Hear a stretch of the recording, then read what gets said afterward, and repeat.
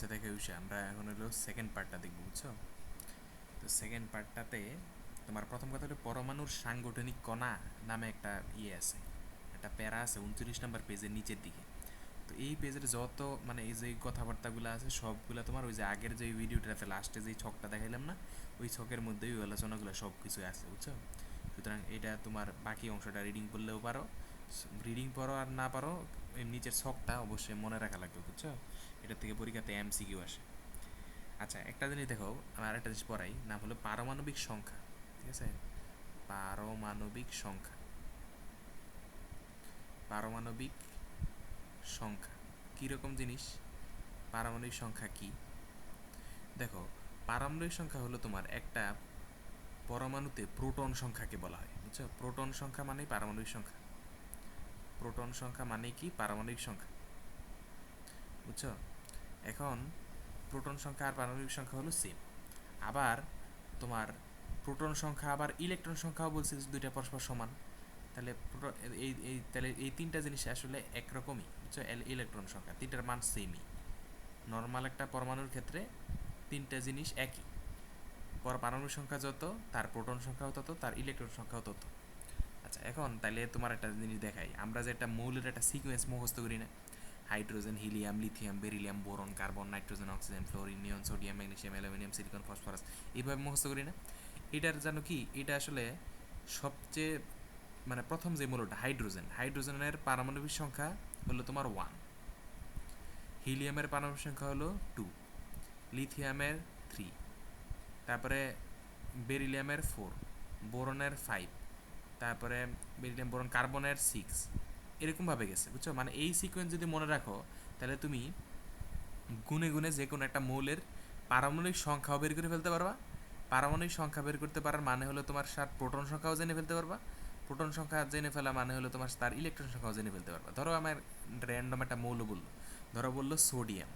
ঠিক আছে, সোডিয়ামের বললো যে তোমার পারমাণবিক সংখ্যা কত, প্রোটন সংখ্যা কত আর ইলেকট্রন সংখ্যা কত, আমার ধরো জিজ্ঞেস করলো। তাহলে আমি খুব সহজেই বের করে ফেলতে পারি। কীভাবে? প্রথমে গুণ, hydrogen, helium, lithium, beryllium, boron, carbon, nitrogen, oxygen, fluorine, neon, sodium. তাহলে কয় নম্বরে আসলো এটা? 11 নম্বরে। ঠিক আছে, গুনতে গুনতে আসবা, হাতের কর গুনবা, বুঝছো? 1 2 3, হাতের মধ্যে ইয়ে আছে না, দাগ আছে না, দাগ অনুযায়ী গুনবা। 11 নাম্বার। তার মানে এর পারমাণবিক সংখ্যা হলো 11, এর প্রোটন সংখ্যাও 11, এর ইলেকট্রন সংখ্যাও 11। এরকম যে কোনো একটা বললে বলতে পারবা না তার প্রোটন সংখ্যা, ইলেকট্রন সংখ্যা কত কত। তাহলে এটা ইজি।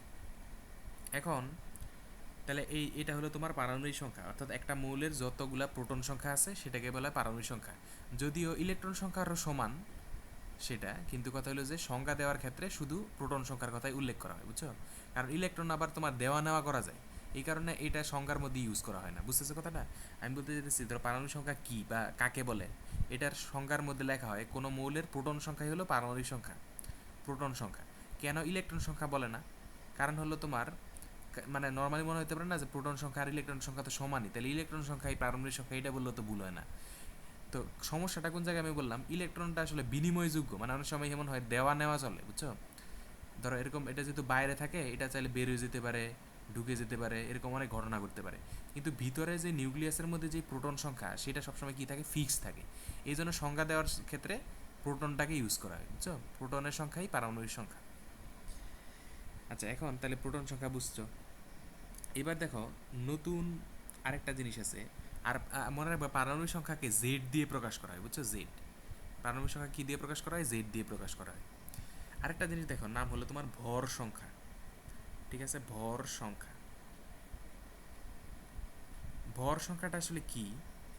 ভর সংখ্যার জিনিসটা কি দেখো, একটা এই এরকম পচা চিত্র হইল কে, ধরো একটু সুন্দর করে আঁকি, একটু সুন্দর করে আঁকি, হ্যাঁ?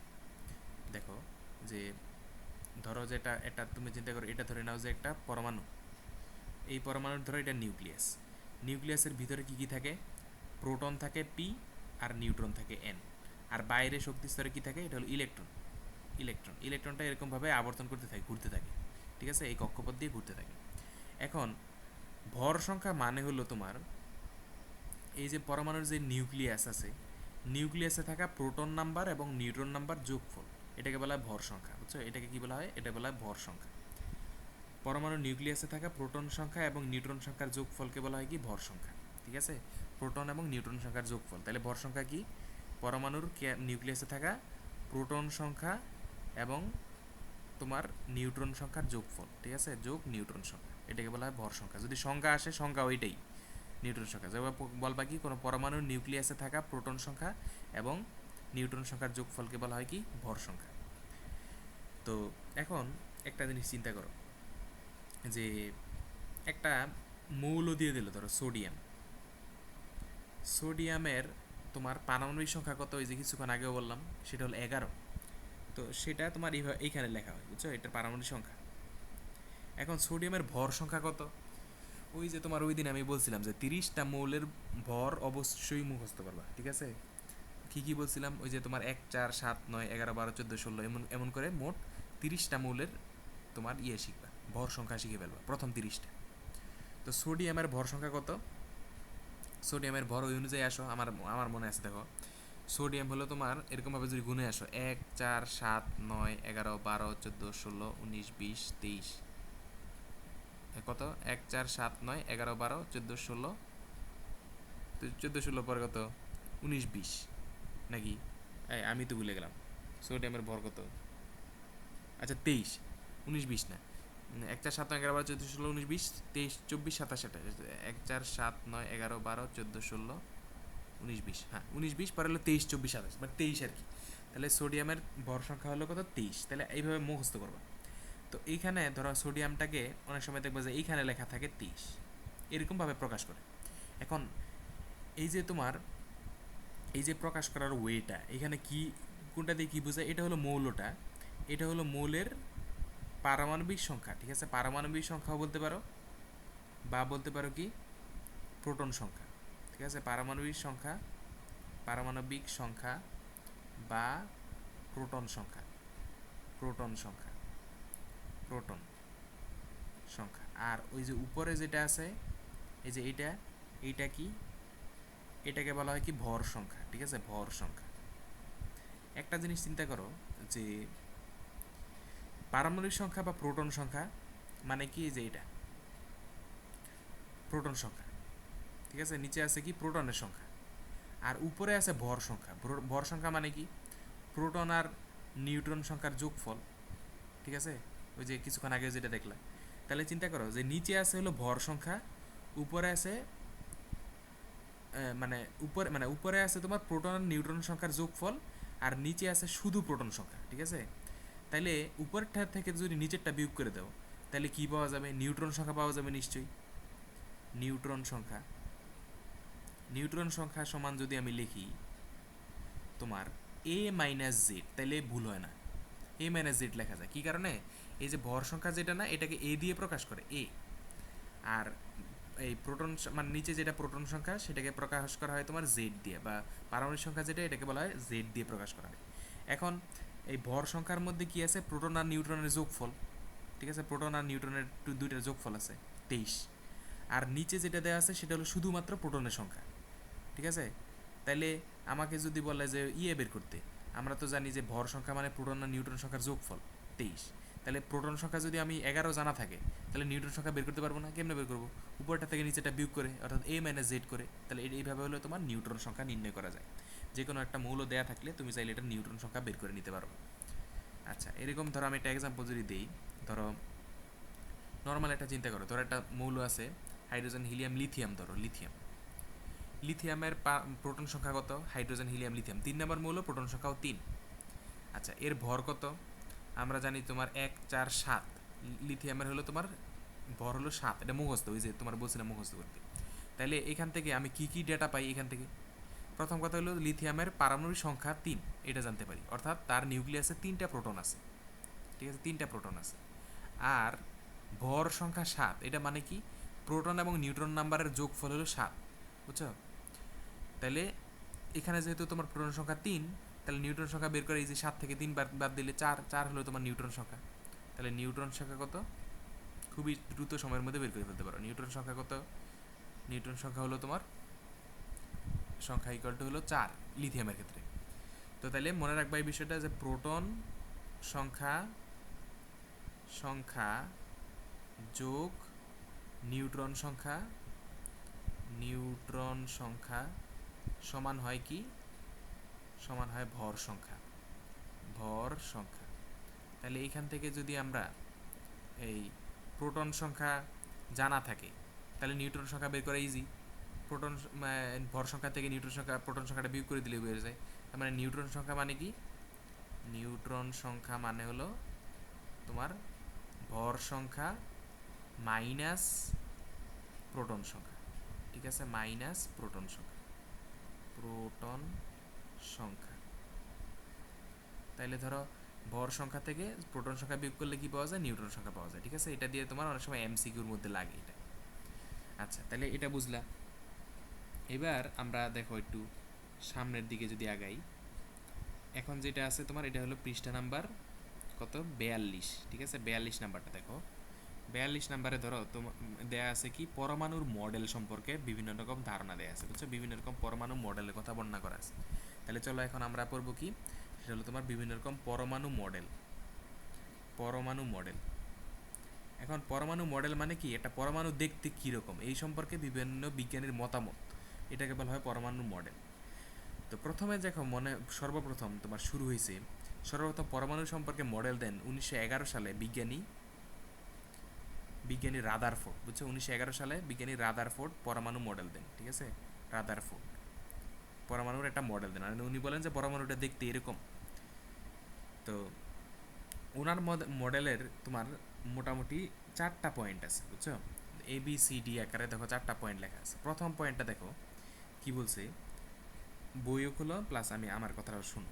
বলছে প্রত্যেকটি পরমাণুর একটি কি আছে, কেন্দ্র আছে। তাহলে তুমি আগে এটা চিন্তা করে নাও, এটা নিজে আগে এটা চিত্র মনে করে নাও। ধরো এটা একটা পরমাণু, এটার একটা কেন্দ্র আছে, কেন্দ্রে তো জানি আমরা কি আছে, নিউক্লিয়াস আছে, আর এইখানে ইলেকট্রন থাকে, সে কি কক্ষপথে এইভাবে আবর্তন করতে থাকে, এতটুকু আমরা জানি না। আচ্ছা, এতটুকু জানি, ভালো হয়েছে। এখন দেখো প্রথম কথা বলছে যে পরমাণুর একটা কেন্দ্র আছে, এটা নিয়ে তো কোনো ডাউট নাই। এই যে পরমাণুর তো একটা কেন্দ্র আছে, এই যে এটাই তো পরমাণু কেন্দ্র। এরপরে বলছে এই কেন্দ্রের নাম কি, এই কেন্দ্রের নাম হলো নিউক্লিয়াস। তাহলে এটা হলো কি, নিউক্লিয়াস। তাহলে উনি যদি বলেন নিউক্লিয়াসের আবিষ্কারক কে, তাইলেও কিন্তু বিজ্ঞানী রাদারফোর্ড, বুঝছো, কারণ উনি পরমাণুর কেন্দ্রে যে নিউক্লিয়াস আছে এই কথাটা বলেন।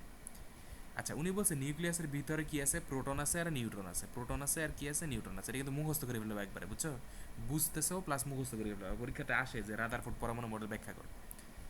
আচ্ছা, এরপরে নিউক্লিয়াসের মধ্যে প্রোটন এবং নিউট্রন আছে, আর বাইরে কি আছে, বাইরে আছে কি, ইলেকট্রন। এই যে বাইরে কি আছে, ইলেকট্রন আছে, ইলেকট্রন।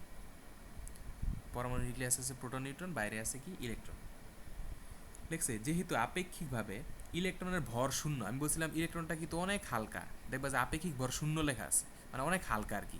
ইলেকট্রনটা এত পাতলা, খুবই পাতলা, ভর শূন্য ধরা হয়। তাই কাজেই নিউক্লিয়াসের ভেতরেই অবস্থিত প্রোটন এবং নিউট্রনের ভরই পরমাণুর ভর হিসেবে বিবেচনা করা হয়। মানে জিনিসটা কি দেখো, যদি ধরো এই আমি তোমার একটা এক্সাম্পল দিই, কীরকম, ধরো এরকম ব্যালেন্স আছে না, ব্যালেন্স বুঝো, মানে যেখানে তোমার ওয়েট মাপা হয়, মানে ওজন মাপার মেশিন আর কি এক কথায়। তো ওই ওজন মাপার মেশিনে দেখবা যে তুমি হাতের মধ্যে ধরো একটা ফোন নিয়ে ওজন মাপতেছ, ধরো আসলো, ধরো দেখা গেলো যে 60 কেজি, তোমার অবশ্যই এত ওজন না, যাই হোক 60 কেজি। আবার মোবাইলটা ধরো তুমি অন্য কারো কাছে দিয়ে দিলা, ঠিক আছে, ধরো মোবাইল ছাড়া, ধরো এখন তোমার মোবাইল নাই, ঠিক আছে, ধরো মোবাইলটা নাই, এই যে ইরেজার দিয়ে ধরো এই যে মোবাইলটা আমি ক্যান্সেল করে দিলাম, ধরো মোবাইল নাই এখন তোমার কাছে। তাহলে মোবাইল না থাকলে তোমার কাছে মনে হওয়ার কথা যে এই তোমার ওজন বুঝি একটু কম কম দেখাবে, কিন্তু মজার বিষয় দেখবা যে এখনও 60 কেজি দেখাইতেছে। তার মানে বুঝাইতেছে কি, মোবাইলের আসলে খুব একটা ওজন নাই আসলে, বুঝছো, এই যে ফোন যেটা আছে এই ফোনের তেমন একটা ভর নাই। একইভাবে ধরো এটা একটা পরমাণু আছে, ধরো এটা একটা পরমাণু, পরমাণুর কেন্দ্রে কি আছে, নিউক্লিয়াস আছে, আর বাইরে কি আছে, ইলেকট্রন আছে, যেটা আবর্তন করতেছে আর কি। তো মানে বিষয়টা কি, ধরো একটা পরমাণুর যদি তুমি ভর মাপতে চাও, তাহলে কিসের ভর মাপবা, অবশ্যই ইলেকট্রনের ভর মাপবা, আর প্রোটন আর নিউট্রনের ভর, তিনটার ভর মাপবা। এই তিনটার যোগফলই তো এই পরমাণুর ভর, ঠিক না, এই তিনটা নিয়েই তো এই পরমাণুটা তৈরি হয়েছে। মানে তিনটার ভর যদি মেপে ফেলতে পারো, তিনটার যোগ করে ফেললেই এই পরমাণুর পুরা ভর পাওয়া যাবে। এখন দেখছি যে তোমার ইলেকট্রনের ভর হলো প্রায় শূন্য, মানে এটা হলো মোবাইলের মতো, এটার ওজন মাইপা লাভ নাই, বুঝছো, ওভারঅল তোমার ওজন যত ততই, এরকম আর কি। একইভাবে ওই ইলেকট্রনের ভর যেহেতু একদম জিরো, এই কারণে প্রোটন আর নিউট্রনের ভর যেটা, এইটাই হলো পরমাণুর সামগ্রিক ভর। মানে এই ওই ইলেকট্রনের আসলে আলাদা কোনো রোল নাই, এর ভর ছাড়াই আসলে ফুল, বুঝছো? মানে যেমন ধরো এই যে ওর মানে এই ফোন ছাড়াও আমার ওজন 60 কেজি, ফোন নিলেও প্রায় 60 কেজি থাকে, তেমন চেঞ্জ হয় না। একইভাবে তোমার প্রোটন আর নিউট্রন যেটা আছে এটাই মূলত ভর, বুঝছো? তার মানে ইলেকট্রনের তেমন একটা ভর নাই, এটাই বুঝাইছে আর কি। তাহলে প্রথম পয়েন্টটা হলো যে এখানে বলছে যে পরমাণুর নিউক্লিয়াসের কথাটা বলছে, যে পরমাণুর কেন্দ্রে কি আছে, নিউক্লিয়াস আছে। নিউক্লিয়াসের ভিতরে যে প্রোটন আর নিউট্রন আছে সেই কথাটা বলছে, প্রোটন আর নিউট্রনের কথা বলছে। আর বলছে কি, প্রোটন আর নিউট্রনের ভর যেটা, এটাই হলো পরমাণুর সামগ্রিক ভর, বুঝছো? সামগ্রিক ভর। কারণ কি, ওই যে তোমার ইলেকট্রনের ভরটা খুবই কম, ঠিক আছে? ইলেকট্রনের ভর কীরকম, খুবই কম, খুবই কম, একদম খুবই কম, একদম মানে জিরো প্রায়। আচ্ছা, বুঝলা? এবার 2 নাম্বার পয়েন্ট দেখো, বি। বি নাম্বারে বলছে নিউক্লিয়াস অত্যন্ত ক্ষুদ্র এবং নিউক্লিয়াসের বাইরে এবং পরমাণুর ভিতরে বেশিরভাগ জায়গা ফাঁকা। দেখো একটা জিনিস, এটা যদি একটা পরমাণু চিন্তা করো, এর এতটুকু জায়গার মধ্যে থাকে শুধু নিউক্লিয়াসটা, তাহলে চিন্তা করো এটার অবস্থানটা, এটা কি খুবই ক্ষুদ্র না? তার মানে কি নিউক্লিয়াসটা খুবই ক্ষুদ্র। এবং এই যে আশেপাশে দেখো নিউক্লিয়াস ছাড়া এখানে কক্ষপথ আছে, কক্ষপথের মাঝখানে যত জায়গা আছে সব কিগুলো ফাঁকা না? তার মানে বেশিরভাগ জায়গায় কীরকম ফাঁকা। তাহলে 2 নাম্বার কথাটা এটা আশা করি বুঝতে পারছো। আচ্ছা, এবারে সি নাম্বারে বলছে কি, দেখো সৌরজগতে আমরা জানি না, ধরো যে এটা যদি সৌরজগৎ হয়, এখানে থাকে মাঝখানে থাকে সূর্য, আর সূর্যকে কেন্দ্র করে কি আছে, গ্রহগুলো মানে আবর্তন করতে থাকে, বুঝছো? ধরো এটা পৃথিবী, এরকম কি করতে থাকে, আবর্তন করতে থাকে সূর্যের চারদিকে। দেখো বলছে সূর্য মানে সৌরজগতের সূর্যকে কেন্দ্র করে কক্ষপথে যেমন মানে এই গ্রহগুলো আবর্তন করতে থাকে, একইভাবে একটা পরমাণুর মধ্যে কি হয় দেখো, এরকম মানে মাঝখানে যে নিউক্লিয়াস আছে, নিউক্লিয়াসের চারদিকে ইলেকট্রনগুলো অনবরত এরকমভাবে আবর্তন করতে থাকে, বুঝছো? এটা বলছে এখানে, আবর্তন করতে থাকে। তো আরেকটা জিনিস বলছে কি, দেখো এই 3 নাম্বার পয়েন্টের মধ্যেই বলছে পরমাণুতে, পরমাণুর তোমার এই যে আমি বলছিলাম না একটা কথা, যে প্রোটন সংখ্যা আর নিউট্রন সংখ্যা সমান হয়, এই যে সরি প্রোটন সংখ্যা আর ইলেকট্রন সংখ্যা সমান হয়, এই যে এখানে প্রোটন সংখ্যা আর ইলেকট্রন সংখ্যা সমান। তো এইখানে সেম কথাটা বলছে, সি 3 নাম্বার পয়েন্ট। একটা তো বলছে যে চারদিকে আবর্তন করে সৌরজগতের মতোই, আরেকটা বলছে যে পরমাণুর নিউক্লিয়াসের ভিতরে যত সংখ্যক প্রোটন আছে আর বাইরে ঠিক একই সংখ্যক কি আছে, ইলেকট্রন আছে, ঠিক আছে? ভিতরে প্রোটন আর বাইরে ইলেকট্রন সংখ্যা পরস্পর সমান, এটা বলছে। এখন চিন্তা করো, প্রোটনের চার্জ হলো পজিটিভ আর ইলেকট্রনের চার্জ হলো নেগেটিভ। এখন চিন্তা করো যে 10, ধরো প্লাসের 10 আছে আর মাইনাসের 10 আছে, তাহলে কত হয়ে যায়, 0 হয়ে যায় না? তার মানে কি, পরমাণু সামগ্রিকভাবে কীরকম, আধান নিরপেক্ষ, ঠিক আছে? আধান নিরপেক্ষ মানে কি, চার্জ শূন্য, আধান নিরপেক্ষ। তার মানে পরমাণু কীরকম, আধান নিরপেক্ষ, বা পরমাণু চার্জ কীরকম, শূন্য। তাহলে পরমাণু কীরকম, আধান নিরপেক্ষ, আধান নিরপেক্ষ। তাহলে এটাও মনে রাখবা, 3 নাম্বার পয়েন্ট গেল। আচ্ছা, এবার আসো ডি পয়েন্টে। ডি নাম্বার পয়েন্টে কি বলছে দেখো, ধনাত্মক চার্জবাহী নিউক্লিয়াস। আমরা জানি যে পরমাণুর যে কেন্দ্র আছে, কেন্দ্রে দেখো একটা জিনিস, পরমাণুর কেন্দ্রে কি আছে, নিউক্লিয়াস আছে না? ধরো এটা নিউক্লিয়াস, নিউক্লিয়াসের ভিতরে দেখো কি কি থাকে, একটা হলো প্রোটন থাকে, একটা হলো নিউট্রন থাকে। আচ্ছা, নিউট্রনের চার্জ তো হলো শূন্য, ঠিক না? প্রোটনের চার্জ কত, প্লাস। তার মানে আলটিমেটলি অল টুগেদার মানে সব মিলিয়ে যদি বলা হয় নিউক্লিয়াসের চার্জ কীরকম, উত্তর হলো পজিটিভ। কী কারণে পজিটিভ, কারণ নিউট্রনের তো কোনো চার্জ নাই, সুতরাং প্রোটনের চার্জ যেটা সেটাই হলো নিউক্লিয়াসের চার্জ, কারণ নিউক্লিয়াসে তো এই দুইটা জিনিসই আছে। তার মানে নিউক্লিয়াসের চার্জ কীরকম, পজিটিভ। তো 4 নাম্বার পয়েন্টে বলা আছে যে ধনাত্মক চার্জবাহী যে নিউক্লিয়াসটা আছে, অর্থাৎ ধনাত্মক চার্জ বিশিষ্ট যে নিউক্লিয়াসটা আছে, তার কি করে, সেই কি করে, এখানে বাইরে যে আবর্তনশীল ইলেকট্রন আছে তাকে সে আকর্ষণ করে, বুঝছো? কারণ ইলেকট্রনটা হলো নেগেটিভ আর সে হলো পজিটিভ, সে কি করে, তাকে আকর্ষণ করে। আকর্ষণ করলে কি হয়, একটা কেন্দ্রমুখী বল তৈরি হয়, যে এটা কেন্দ্রের দিকে আনার ট্রাই করে। এখন কেন্দ্রের দিকে যে আনার ট্রাই করে, এই এই মানে কক্ষপথটা তো তোমার মানে কাছে আসতে পারে না, যার কারণে কি হয়, যে এই টানের কারণেই বরং সেটা সারাক্ষণ এর দিকে আবর্তন করতে থাকে, বুঝছো বিষয়টা? মানে নর্মালি চিন্তা করার কথা কীরকম, যে ধরো এইভাবে ভাবো, যে ধরো ধরো একটা লোক আছে, ধরো একটা লোক, ধরো আরেকটা লোক। তো নর্মালি যদি ধরো এর শরীরে ধরো একটা রশি বেঁধে যদি ধরো টান দেয়, তাহলে তো এর নিজের কাছে চলে আসার কথা, ঠিক না? আসার কথা। কিন্তু যদি ধরো তুমি এরকমভাবে এইখানে ধরো যদি এটা এরকম করো, একটা ধরো যে এই এখানে যদি একটা বাধা দিয়ে দাও তাহলে কি করবে, সে তো আসলে কাছে আসতে পারবে না বাধার কারণে, তাহলে সে তখন কি করে এই এরকম রাস্তা দিয়ে দৌড়াদৌড়ি করে চারদিকে, বুঝছো, টানের কারণে। তো এরকম আর কি অবস্থা যে ধনাত্মক চার্জবাহী নিউক্লিয়াস যখন তোমার ইয়েটাকে ইলেকট্রনটাকে আবার মানে টানে, তখন এই কেন্দ্রমুখী বলের কারণে কি করে তোমার পরমাণুর চারদিকে মানে পরমাণু নিউক্লিয়াসের চারদিকে কক্ষপথ দিয়ে ইলেকট্রনটা অনবরত আবর্তন করতে থাকে। আচ্ছা, এখন এখন দেখো দেখো একটা জিনিস মনে রাখবা যে উনি কি করছে, রাদারফোর্ড, এই যে দেখো আমরা পড়ছিলাম না, রাদারফোর্ড সৌরজগতের সাথে মডেলটাকে তুলনা করছে।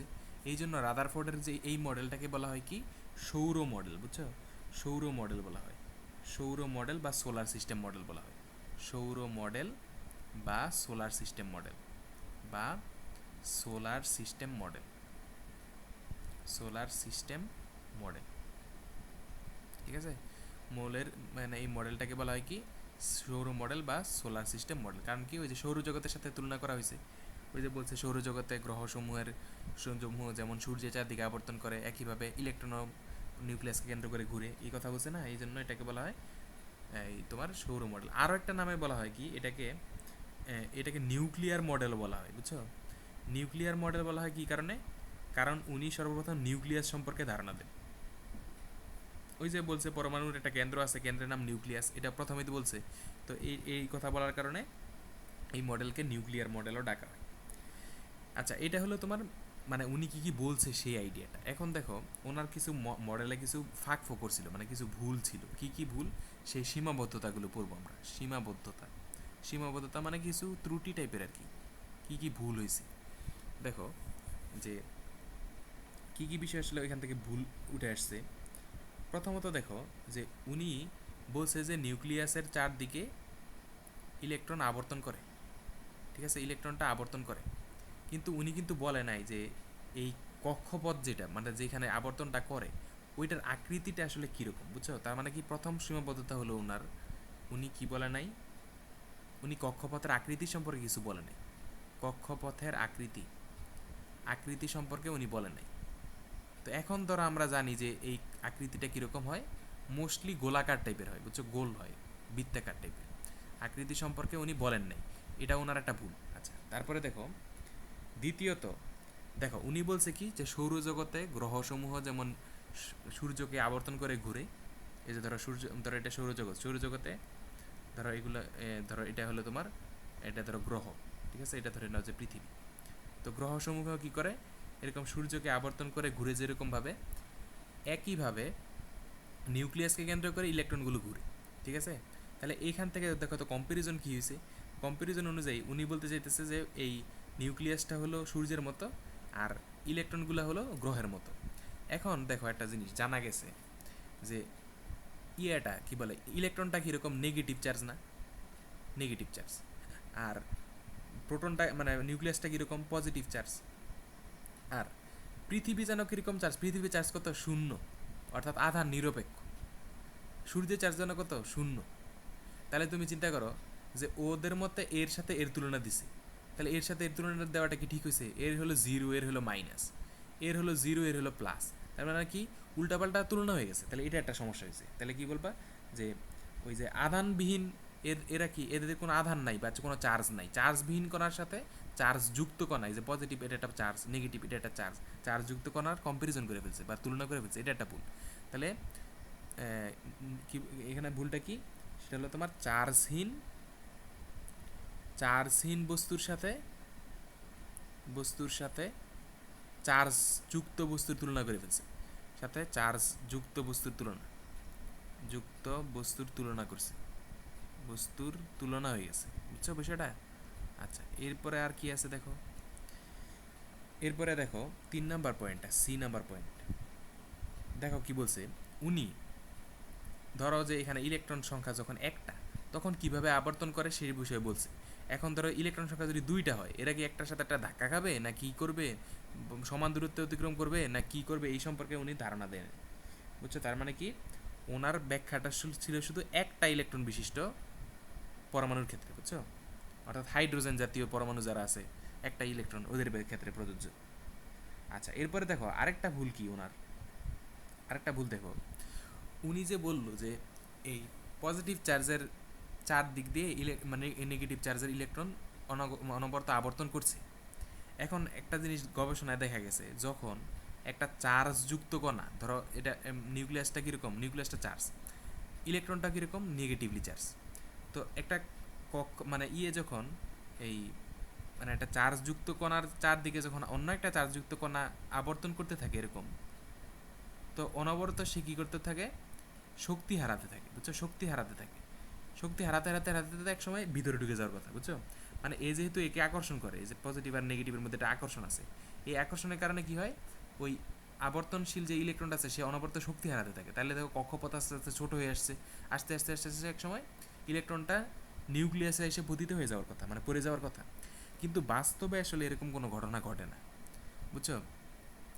তাহলে দেখো একটা জিনিস, যে ম্যাক্সওয়েল বলছে যে আপনি যে বললেন যে নিউক্লিয়াসের চারদিকে ইলেকট্রনগুলো ঘুরলে তাহলে তো এই ঘটনা ঘটার কথা, ওনার মতে তো ম্যাক্সওয়েল যেটা বলছে এটা হলো এই ঘটনা। ম্যাক্সওয়েলের মতে বলছে, ম্যাক্সওয়েল বলছে যে এটা হওয়া উচিত, কিন্তু আপনার এটা হয় নাই কী কারণে, এটার ব্যাখ্যা বলেন। তো উনি বলছে ভাই এটা তো জানি না আমি, বুঝছো। তাহলে এর কথা হলো যে তার মানে উনি ম্যাক্সওয়েলের ব্যাখ্যা, ম্যাক্সওয়েলের যেই মানে অভিযোগটা দিছে, ম্যাক্সওয়েলের ব্যাখ্যাটা সে করতে পারে না, মানে এটা ওই যুক্তিটা সে ব্যাখ্যা করতে পারে না যে কী কারণে এই ইলেকট্রনটা সারা জীবনের বাইরে দিয়ে ঘুরতেছে, কেন ইলেকট্রনটা ঘুরতে ঘুরতে ভিতরে পড়তেছে না, কিন্তু পড়ার তো উচিত। তাহলে ম্যাক্সওয়েলের ব্যাখ্যা কারণে সে মানে তার ব্যাখ্যাটা ভুল হয়ে যায়। তাহলে এইগুলো হলো তোমার তার সীমাবদ্ধতা, মানে ম্যাক্সওয়েলে যে প্রশ্নটা করছে সেই প্রশ্নের উত্তর নেই তার কাছে। তাহলে এটা ছিল তোমার রাদারফোর্ড পরমাণু মডেল সম্পর্কে আলোচনা। আচ্ছা দেখি কতক্ষণ হলো, 26 মিনিট হয়ে গেছে একটা মডেল আলোচনা করতে গিয়ে। আচ্ছা তাহলে বাকিটা আমি এবার আরেকটা ভিডিওতে দেখাবো, ঠিক আছে। ওইটা পরের ভিডিওতে আমরা দেখবো বোর পরমাণু মডেল, ঠিক আছে, ওইটা আরেকদিন দেখো। আজকে আপাতত এতটুকুই দেখো, এগুলোই ভালো করে শিখো, মুখস্থ করে রাখো, ঠিক আছে। আচ্ছা।